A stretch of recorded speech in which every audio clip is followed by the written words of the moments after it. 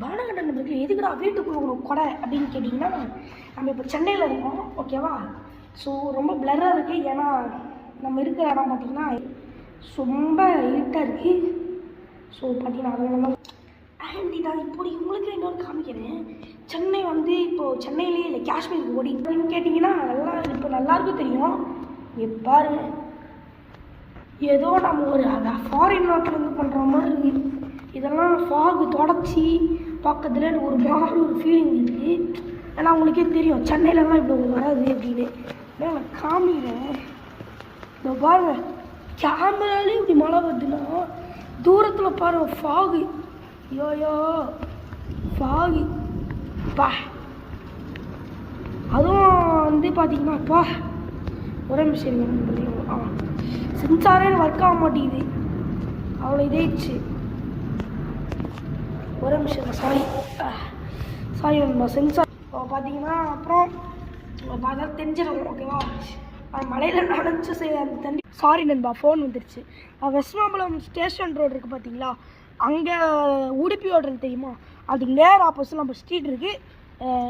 கிருஷ்ணா பவனம் number 10 ஓகேவா. பார்க்குறவங்க வந்து பார்த்தீங்கன்னா நான் ஒன்றும் அவ்வளோ பெரிய ஆள்லாம் கிடையாது ஓகேவா.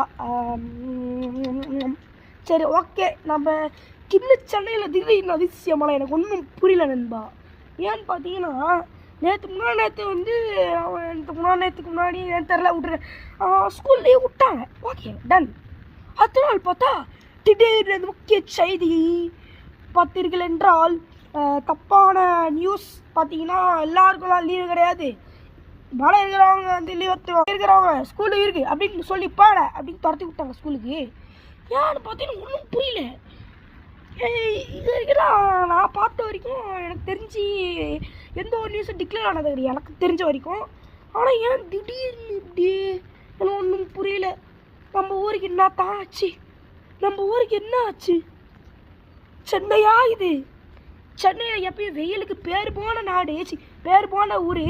இப்போ என்னன்னா எல்லா ஊரும் நம்ம ஊரில் மழை பெஞ்சுது. ஆக்சுவலி ஸ்ரீரங்காலலாம் 400 500 ஒரு 1000 பேர்கிட்டலாம் கோவிந்தா தான். அதனால் நம்ம ஊரில் எல்லாம் சேஃபாக இருந்துக்கோங்கப்பா.